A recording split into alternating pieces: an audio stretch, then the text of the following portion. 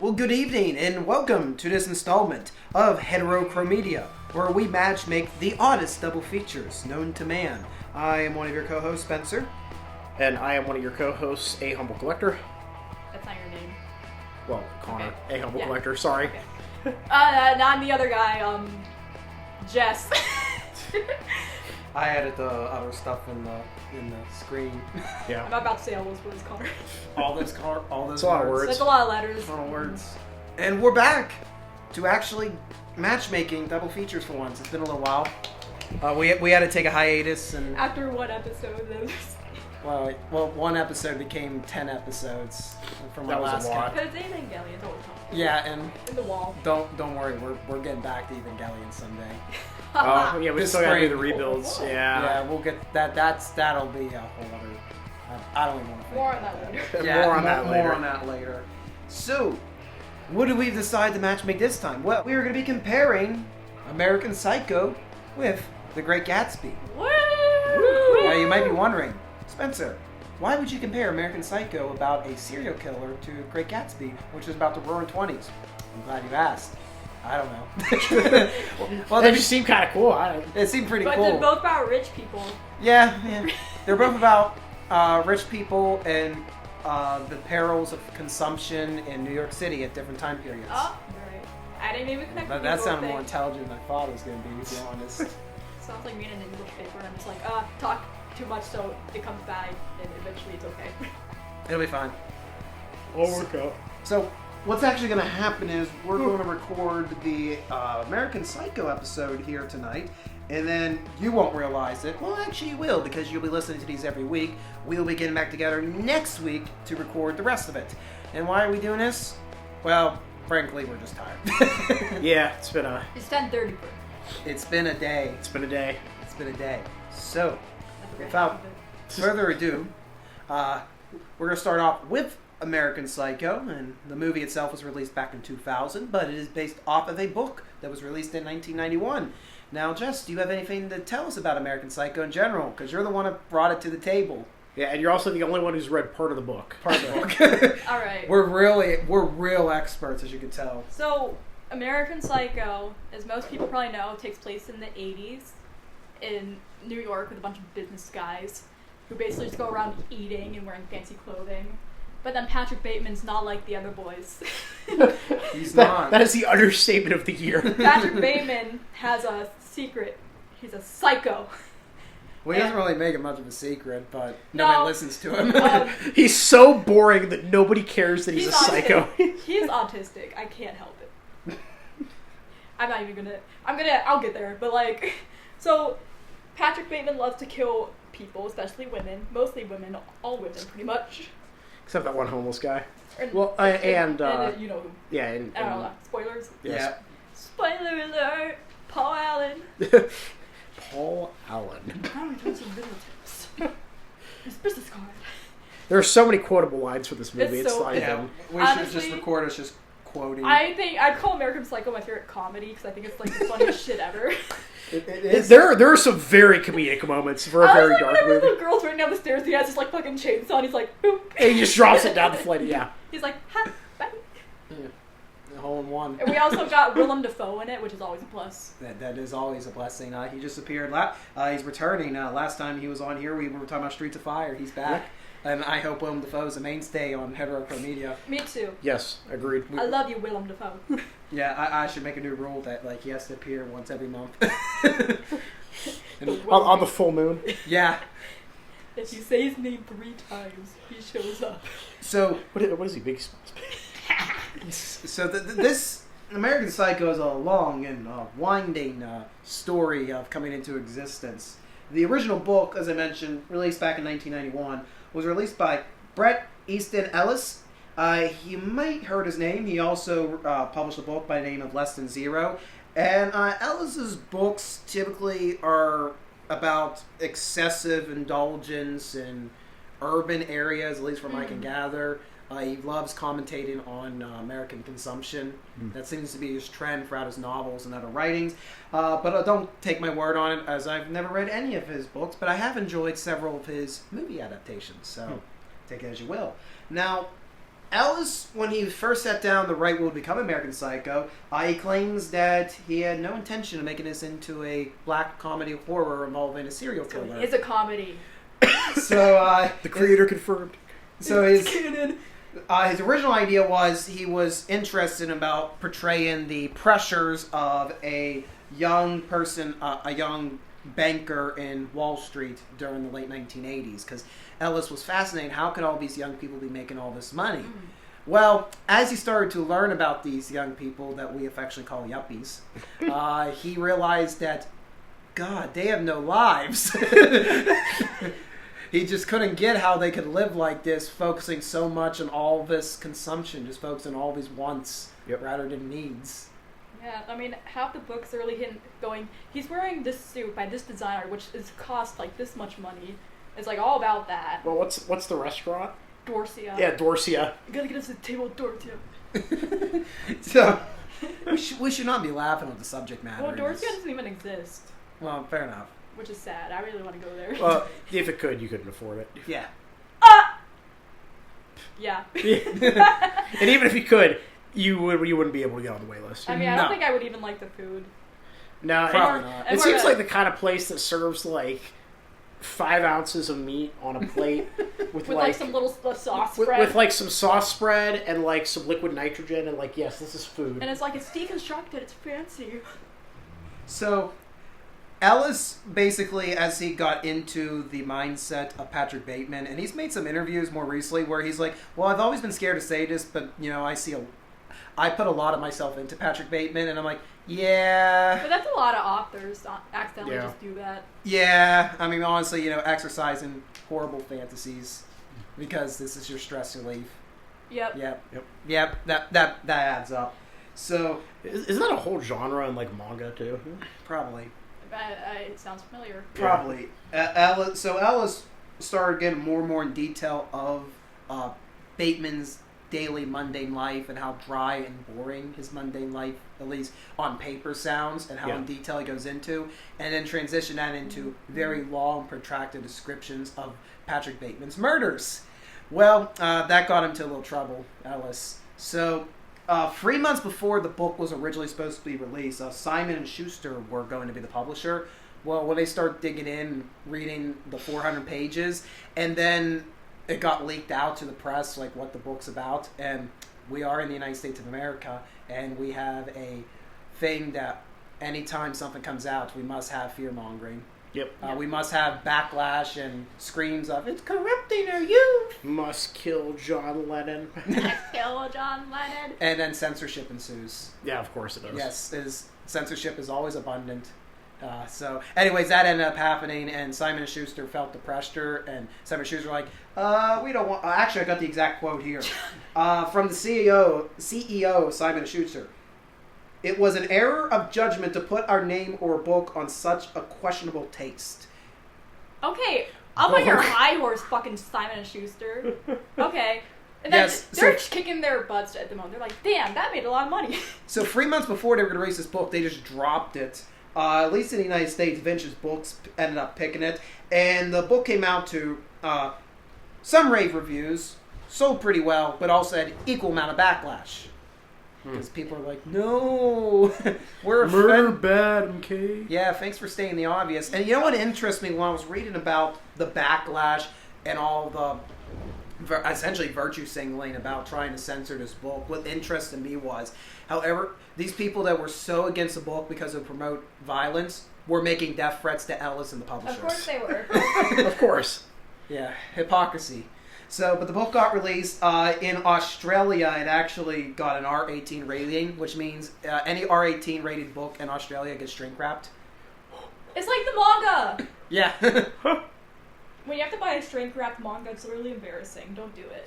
Well, I was just thinking it's the same way with video games in Germany. Like if they're over, like I think, what is it? If they're rated M, and there's like certain things in the game, like they have to sell them like behind the counter. Like, yeah. Yeah, it'd be like that. So that happened. Can't imagine buying like a novel that's shrink wrapped. I've never. And to make matters worse, in the ensuing months and years after the book's release, there were some incidents that the media decide to blame on Ellis and on American Psycho.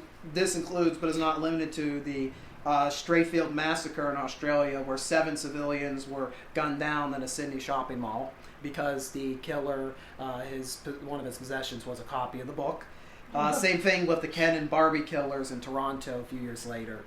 So the media made Finn. So they had a copy of the book, so it was like yeah, so automatically it's just like Catcher the Rye. Yeah, basically. Oh my gosh, this happens with all media that becomes popular eventually. It's like back during the Satanic Panic, where it's like, oh, this kid ran away from home. He played D&D. Satan.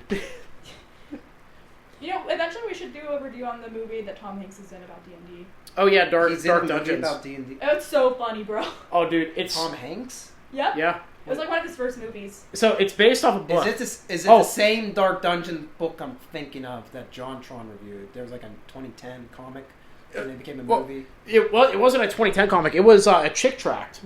Yep, this is the same thing I'm thinking of. No, it was this anti-D&D comic that came out in like the 80s. Tom Hanks starred in a movie. Yeah, Tom Hanks stars as the main character who gets way too it's starts not really D&D because they go to an actual cave to like crawl around in the cave in character. It's more like a LARP than a D&D. Yeah, he gets really into it. Yeah, and he makes this poem about like where he's going. This is like spoiled. We can't spoil. No, we're going too far down the rabbit hole. But no, we'll get there eventually. Future episode. It's a weird ass movie. That's a Casual Fridays. I think about it every week. That's a Casual Fridays. The Casual Fridays, definitely. Casual Fridays. So the book had fame and infamy at the same time, and eventually it ended up in the hands of a producer who I cannot remember his name, so he or her name. So I will put it in the video right now. You're seeing it right now. It's beautiful. The power of editing. Yeah, look at it. Yeah, look at it. So, anyways, that off-white color. They spent several years petitioning to get this made into a movie, and Ellis was kind of dumbfounded. Ellis had a bad experience with his adaptations. Lesson Zero came out back in 1987. He's gone on record to this day very not happy with the movie version. Starred Robert Downey Jr. Yeah, but he was very not happy with it. So he was very hesitant of another thing being adapted. But there's this producer just going around like, I want to make American Psycho into a movie. I think it'll be great. It's a great horror film, a great black comedy, something like that. And of all people, it ended up winding into the hands of Mary Herron. Mary Herron is a Canadian director, and she got very interested in this project. Okay. So she became a big supporter of the screenplay and wanted it made. And Lionsgate, in the late 90s, greenlit the project. Mary Herron was set to direct, and Mary Herron chose Christian Bale as the Patrick Bateman. Now, then we get to more controversy. Oh, no. Oh, God. So, Lionsgate were a little stupefied by this choice. At this time, Christian Bale was known for, what was it? Forget the name of the movie. I'm not really prepared, folks, and I greatly apologize. I ate a lot of wine tonight, and it was really good wine. It was very good wine. It was very good wine, so I'm not complaining. But anyways, Bale was not as famous as he was today. The biggest film he'd been out to up to this point was when he was a child actor. So everybody's wondering, like, why you want to put a former child actor in this, like dark, morbid film? This doesn't make sense. So Lionsgate actually started reaching out to find other people to direct and star, and came across Oliver Stone. And Oliver Stone was more than happy to direct it, and he wanted Leonardo DiCaprio to play Patrick Bateman. I'm glad that didn't happen. You might see why there's a reason I paired these two films. The layers. There are layers. Yeah. So, and DiCaprio was very keen on doing the project. Now, at one point, Herron had basically been dropped off the project. There was like several months that she was off the project. It was not hers anymore. But all while this is occurring, she keeps getting phone calls from Christian Bale. It's like, yeah, I'm all hyped to do this. And Herron's like, I've been kicked off. We're not doing it. He's like, no, they're going to come back around. So I'm going to keep preparing. And well, I mean, as you can probably guess, he was proven right. Yeah. Because after a little while, things fell apart with DiCaprio and Stone, so Lionsgate went back to Herron and said, all right, you can do what you want to do. Brought Bale in, and, well, the rest is history, and that's what we're here to talk about today. One of the best movies. in my So- opinion. That's enough me rambling about the history. Let's get into the actual plot. On the verge of frenzy. I think my mask of sanity is about to slip.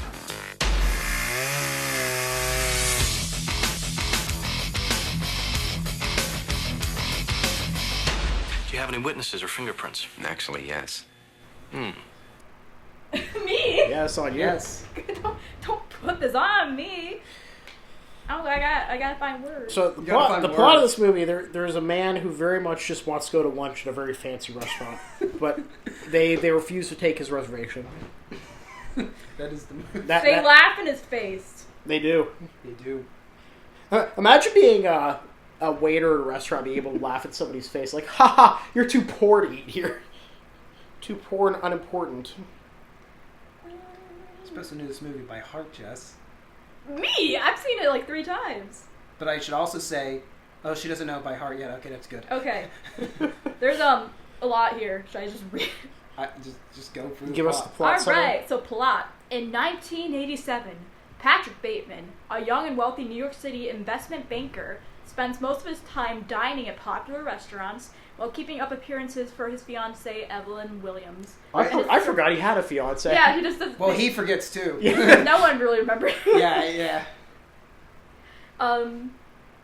At a business meeting, Bateman and his associates flaunt their business cards, focusing on their design and Well, style. they skipped over a lot. Yeah. Yeah. Wikipedia's just skipping over, so I'm just gonna butt in now. Oh no, there's kind of like, because like he's mad that Paul Allen's is better than him, and that's probably what that's what. Yeah, that's really killed what him. sets the whole plot in motion. Yeah, Paul Allen's business card is perfect. But I swear, it takes like about 20 minutes to get to this point. Oh my god. Well, yeah, There's no, a because lot of setup. we have his whole, like, this is my hair care routine. This is my daily routine. I do 'Cause this. I listen to Whitney Houston.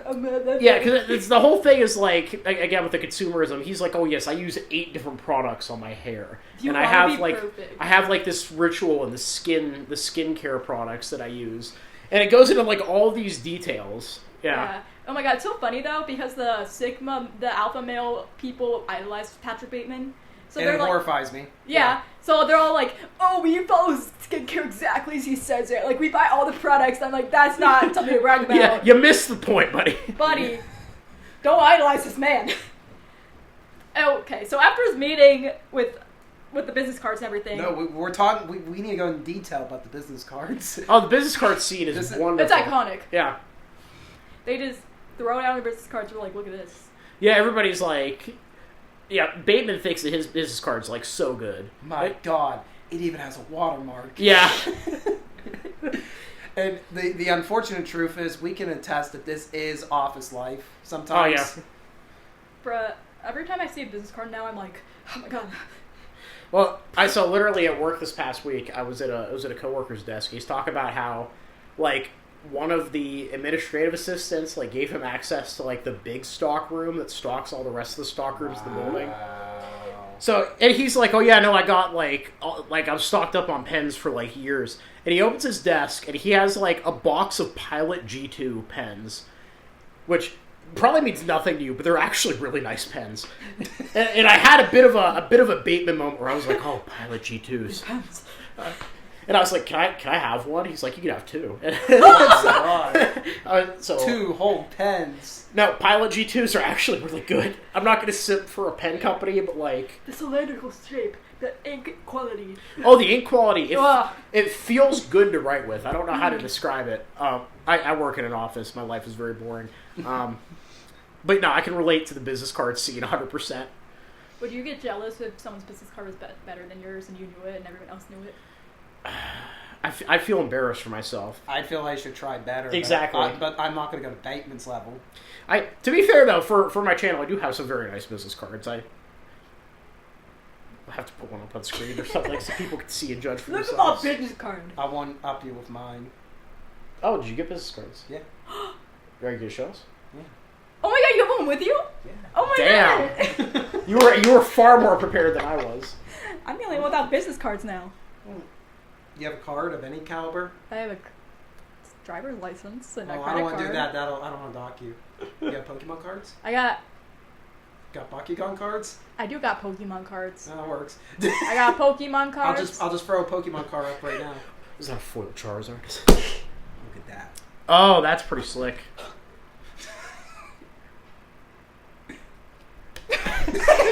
Well, you didn't just see that, but just justice for it to the ground. The girth, the color. Oh my god, it's beautiful. It is very nice. It's really nice card. You have to hold it up. We're gonna get a photo. Yeah, that's great. That's gonna be for the promotional material. Oh yeah. Complete with Doge. Connor, don't you even have like a business card holder that you like? Oh yeah, got? no, I have like You are one up over me. I have an actual like wood business card holder monogrammed. But then, oh my god, because I'm a weirdo, I actually, using pyrography, burned a Memento Mori motif onto the back of it. It's actually really cool. badass. Yeah, except the problem is I forget to take it anywhere, so it just sits on my dresser. Except for the rare occasion that like I go to a military show and or Gettysburg. Then I remember to take it with me. We had a moment. Oh, we did have a moment in Gettysburg. We were filming up at the Barlow's Knoll. Barlow's Knoll. And some guy came up and was talking His shout out to Twister Gauge 24. Oh. Yeah, shout out. He's a great guy. Does really good photography in the Pittsburgh area. The Gettysburg area.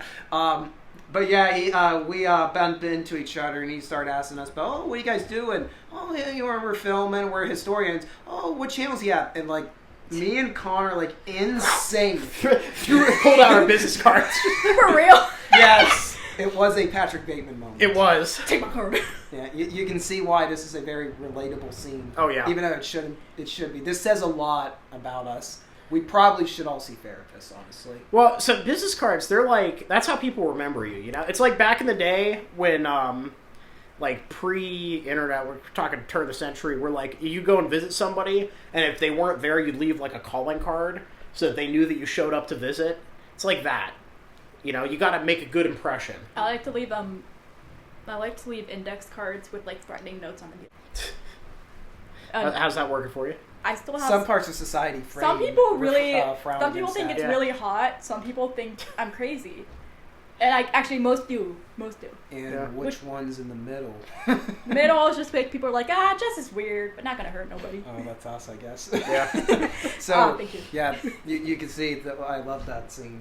It's the first memeable scene, and we'll get probably more into the memes when we get to the comparison, because that's another reason we've chosen these two. Yeah, Gatsby also has a ton of memes. There's a lot of memes in our culture, but anyways. Remember, the instigating act of this plot is that Paul Allen has a better card than Patrick Bateman. And Bateman is like completely shook. Bateman's like frothing at the mouth. He's like shaking. He's like, he quivers and drops that card. Yeah. He's like, all this for nothing. It's like Paul Allen just like showed up and shot his dog. Also, Paul Allen is played by that guy. That guy. Jared Leto.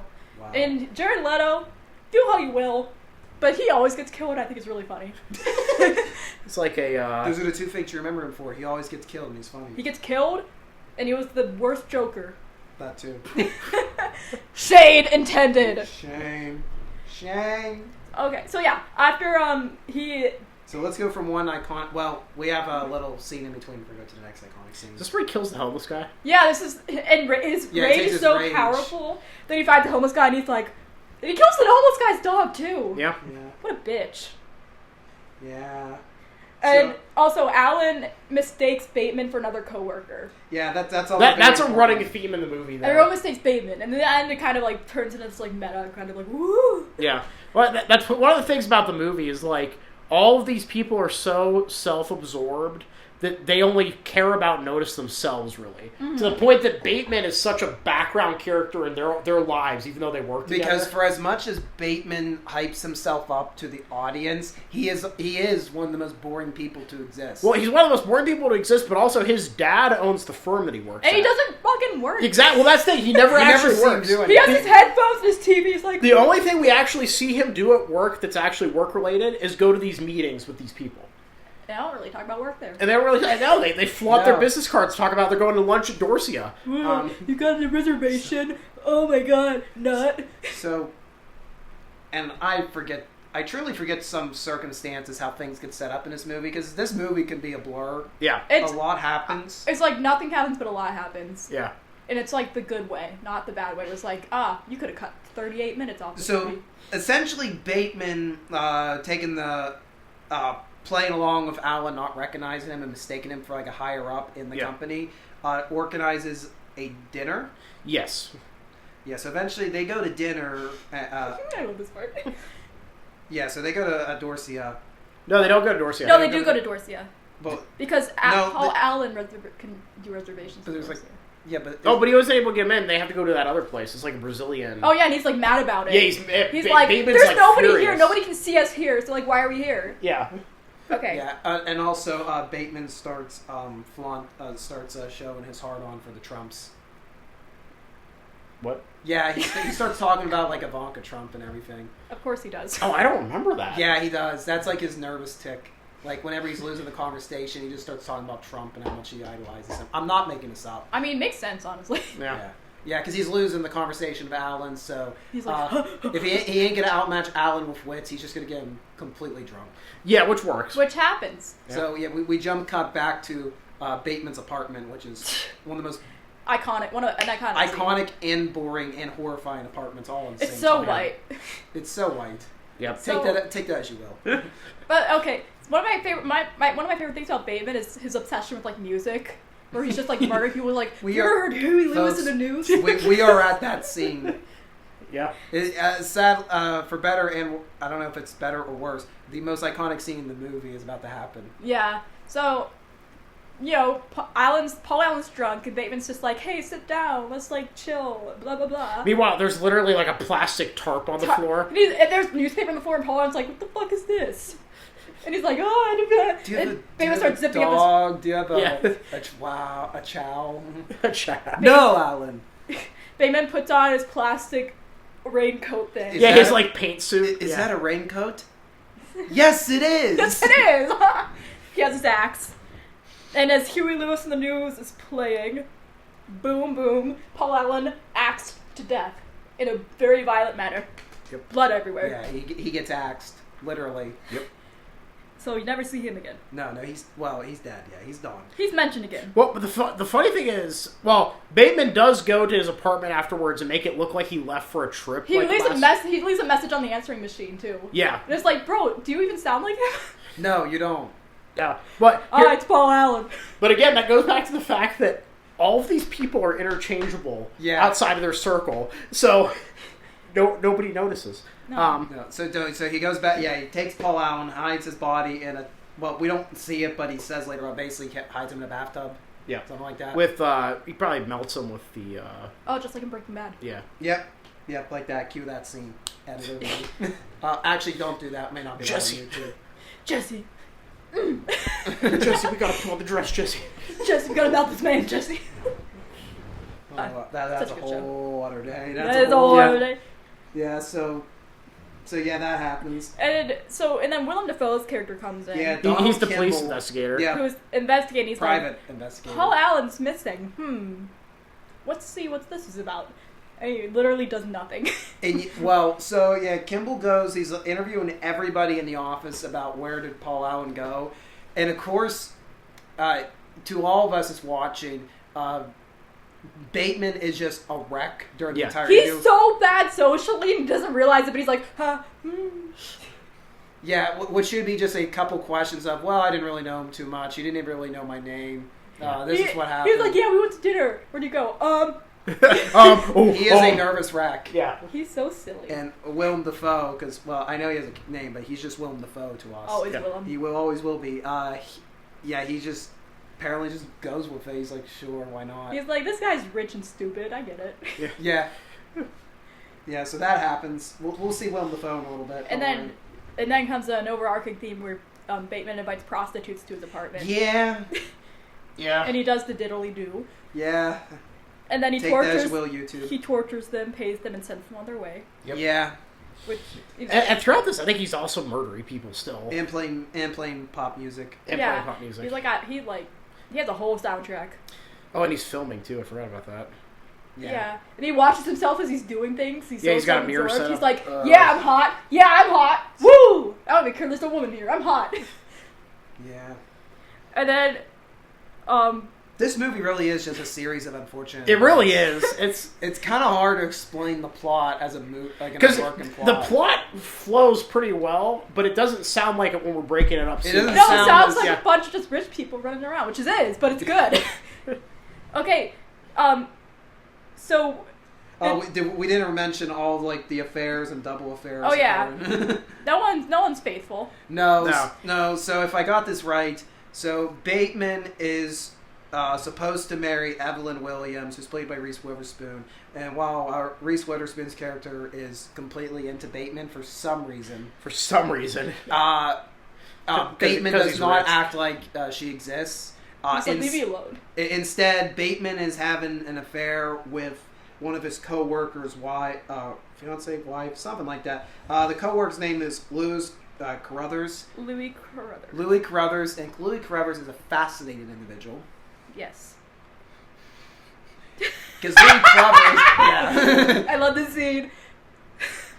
Okay, so Louis, he thinks Patrick Bateman is in love with him. Yeah. Oh, yeah, the scene.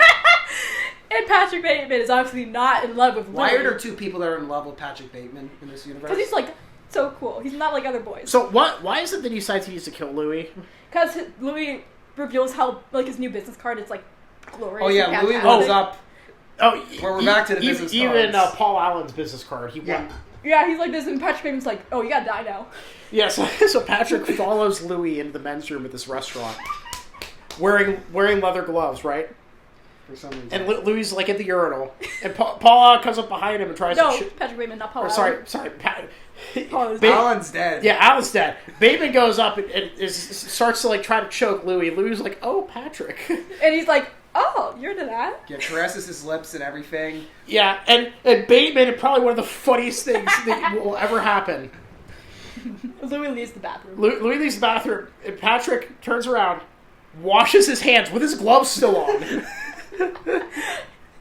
And he's like so traumatized by this He's event. still trying. He doesn't even try to kill him He's again. like, No homo. Yep. No. It's the late 80s. Yeah. No homo. He's disturbed emotionally.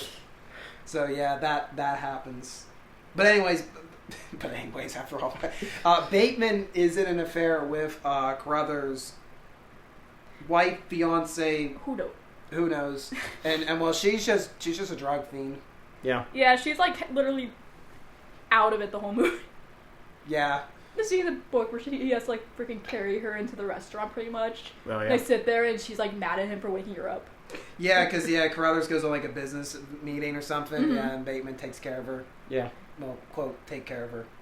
Not Just lets her- murder, just the other No, stuff. surprisingly not. No. Yeah. No, that comes a little later. So, anyways, Defoe is continuing his interviews with Bateman, which is making, of course, Bateman more and more unnerved, even though Defoe is just oblivious. And this is one of his I have to return some videotapes. Yeah. We forgot to mention that. Yeah, I have that's to another watch one videotapes. of his. That's his way to get out of a tense situation. I started using that in real life. It doesn't work as well nowadays. No. But it's funny to just like want to leave a room and be like, I have to return some videotapes. What's a videotape? Well, now it's like I have to renew my Netflix subscription. And they're like, but you know your phone. It's like, I don't have a phone. Dang, darn. What would Bateman do with TikTok? Thirst traps. He'd be like one of those alpha males who's like, my morning routine. Oh, he literally would He'd be like, and I work out 48 hours a day. Look at me driving in my sports car. You can have this too if you do the grind. Yeah, if you do the Sigma grind. Sigma male grind set. He would literally start his TikToks like Sigma male grind set tip number 7. Eat lunch at Dorsia every day. Don't ever spend less than $450 on dinner.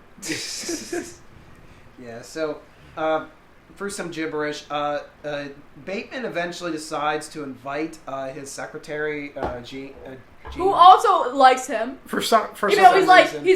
he's a jerk to her. he's yeah. like, dress better. You're prettier than Oh yeah, that. because when she first walks in, yeah, she's like in slacks and everything, Yeah. and he's like, no, dress Wear a his own. skirt.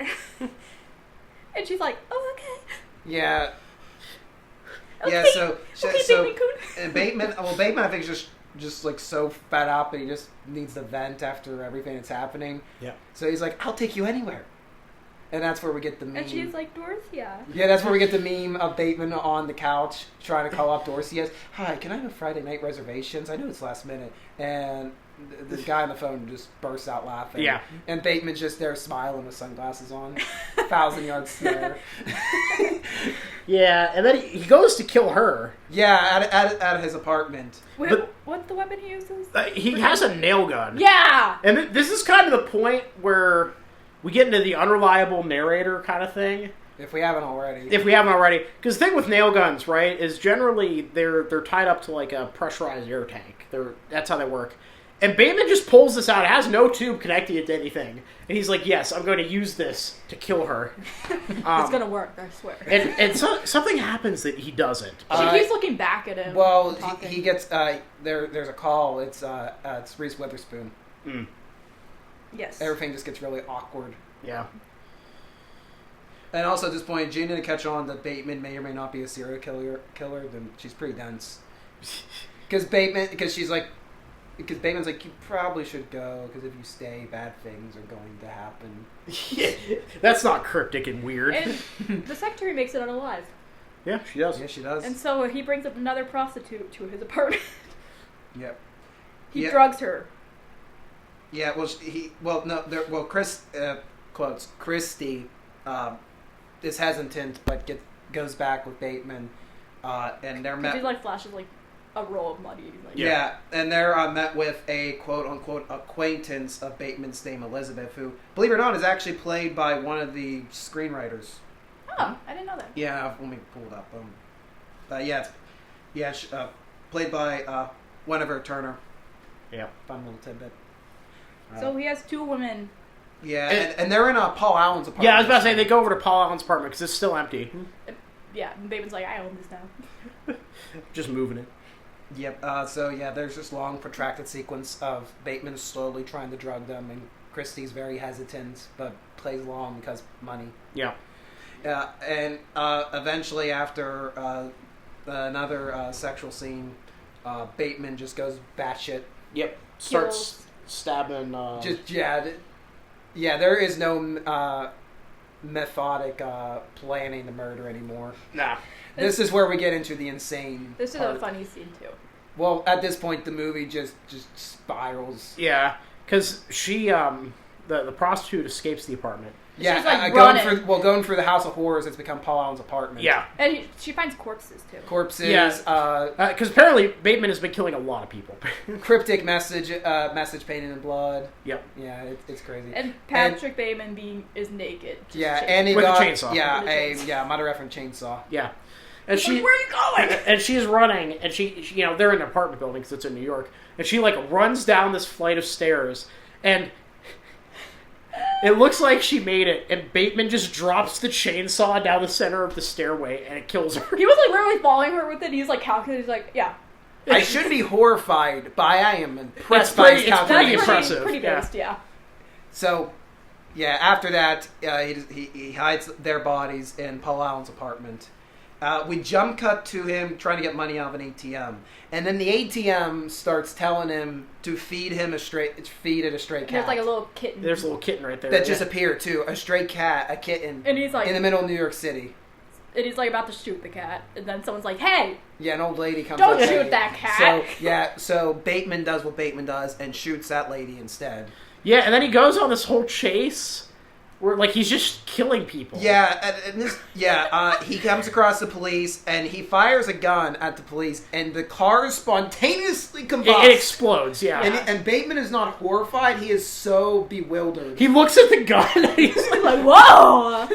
Yeah, I'm super. Some kick on this thing. Yeah, so he runs to his office. shoots the security guard. Yeah, Leaves the building, comes back in. The security guard is back. yeah, Yeah. And it goes up to his office and basically like He calls his lawyer. he calls the lawyer. He's like, And he's like, so it says he frantically leaves a confession claiming to have killed 20 to 40 people and eaten some of them, which we didn't see in the movie. yeah. So it's at this point where does the line draw where we go from Bateman actually killing his people to this is all in his head and these are just power fantasies. Right. Yeah, because the next scene, he goes back to clean up Paul Allen's apartment, but there's a realtor in there. Yeah, who's, it's like spotless. showing it. Yeah. And she's like, Alan didn't live here. Yeah, it's not even just oh, Paul Allen doesn't live here anymore. No, it's a literal who's Paul Allen. Yeah. Yeah. Well, and then, so the secretary finds like his journal that's like at his office. Yeah. And it's full of detailing like, all of the murders. Yeah, and deranged scribblings and everything. But probably the weirdest part is where the movie ends, where he goes out for breakfast the next day, and like nobody.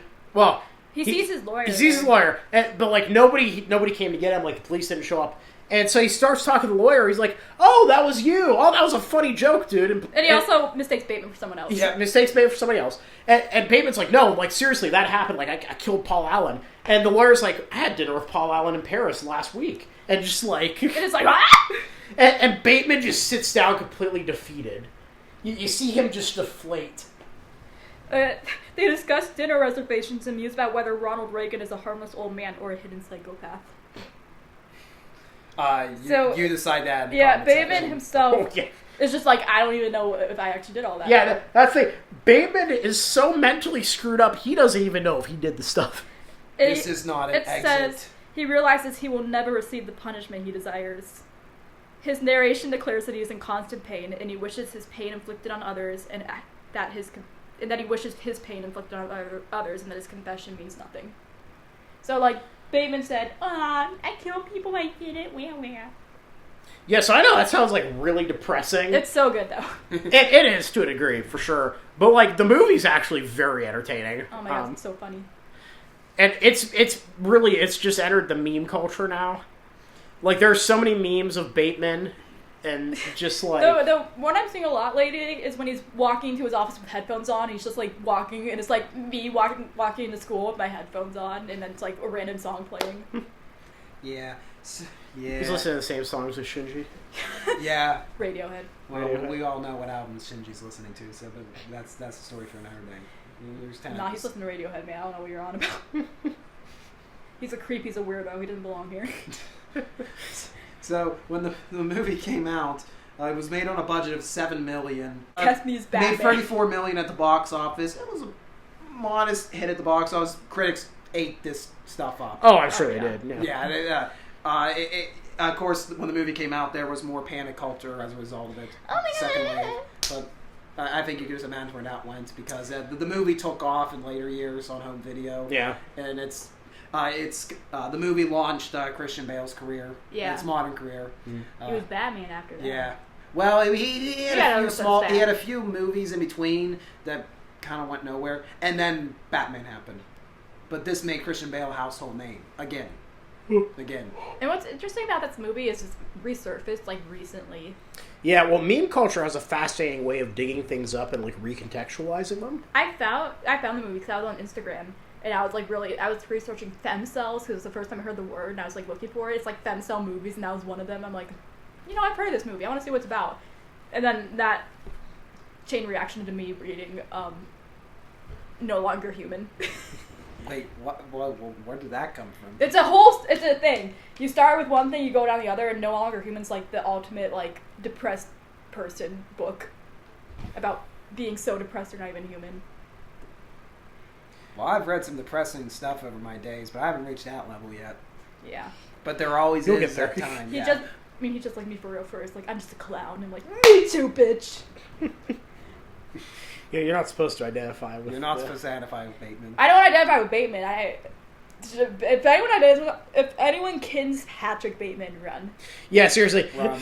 There's red flag kinless. Patrick Bateman, Junko Enoshima, Shinji Ikari. Shinji Ikari. Any from Evangelion. Anybody from Evangelion, yeah, that's fair. There's other ones I can think. I'll tell you more later. Anyone from Homestuck. Yeah. Well, I can't really say anything because I do kin. Wow, you really just said that. Dave Strider. Yeah. So that is American Psycho, and something about American Psycho I've just learned in the past 45 minutes is that it is a trip of an experience. I don't know if I can say it was a good trip, but it was a trip. Yeah. And it is fascinating to talk about. But when you talk about it, it sounds really boring. And it's like, no, it's really interesting. It's about these boring office people. Yeah. I want to show it to more people, but none of my friends watch movies with titties in them. Yeah. They draw the line. I'm like, That's at the line. titties? Well, you just got to draw them in with Patrick Bateman's greatest line. No, these are the people that couldn't watch Scott Pilgrim who's dating a high schooler. It's like, That's another movie we're gonna have to do at some We're point. gonna do it at some Oh, point. yeah, and definitely. I could be there all day. I love Scott Pilgrim. My favorite part though is right when he's about to kill Paul Allen, and he's like, "You see, Paul Allen, I really am the American Psycho." Patrick Bateman, his name's American Psycho! Oh, and just on a tangent, Lionsgate thought it'd be a smart idea. Hey, let's make a sequel. Oh! And we're not gonna keep going from there. I've never watched it. I've heard It has bad nothing words. to do with Americans. They They're just like, what if they, we make Patrick Bateman a woman and less charismatic? No, they literally just took a college drama, put in some slashers, called it American Psycho 2, and then wiped their hands. Absolutely And disgusting. to this day, Ellis like disowns it. The He's like- director of American Psycho 2 disowns it. Everybody disowns that it was created. It pops up. Every day we randomly, stray I'm further like- from God. I see it We randomly do. pop up from time to time. I'm like, oh yeah, that exists. Ew. It did exist. It's like, well, you see, we gave Bateman a knife, so we're going to give this woman a sickle. Big difference. Oh, a sickle. Was she communist? Probably. I guess it She's is. the American Psycho. I guess that is the opposite of Bateman. Oh yeah, Bateman's Bateman- capitalism. Yeah. I guess. I think we're giving these people too much credit. So is there gonna be a third one where No. Bateman and her No. duke it out? No. Bateman would win. I don't know. Well, yeah, of course Bateman would win. Bateman would win. Capitalism No, always triumphs over the communism. third one follows the day of a Sigma male grindset influencer who is a murderer. Look, the third one was just my day with Christian Bale a number of days ago. It felt like years. Yeah. Those that know will know, and those that don't know do not need to know. Yeah. But No need to know, man. anyways, that's gonna do it for American Psycho. Yes. In the next episode, we will be talking about The Great Gatsby and going into another tragedy of excessive consumption in New York City in a different time era. Killer soundtrack though. More Killer tragic, Lana Del less Rey. less scary. Yeah, much less scary. Yeah, more tragic, and equal amount of memes. Yes. Oh yes. And then we will be back for one more episode to do the comparison. The comparison. Get hyped. Yes. Well, thank you for listening in / watching. If this is your first time, be sure to hit that like button down below and be sure to subscribe to the heterochroMEDIA podcast. You can also listen to the podcast through Buzzsprout, link in the description below. And if you want to see what we get up to besides being on this channel and ranting about movies, we have links to all of our individual channels down below. Mm-hmm. Thank you for watching. Yep. Thank you. Listening, or I don't know. I'm stopping. Bye. Later, skaters.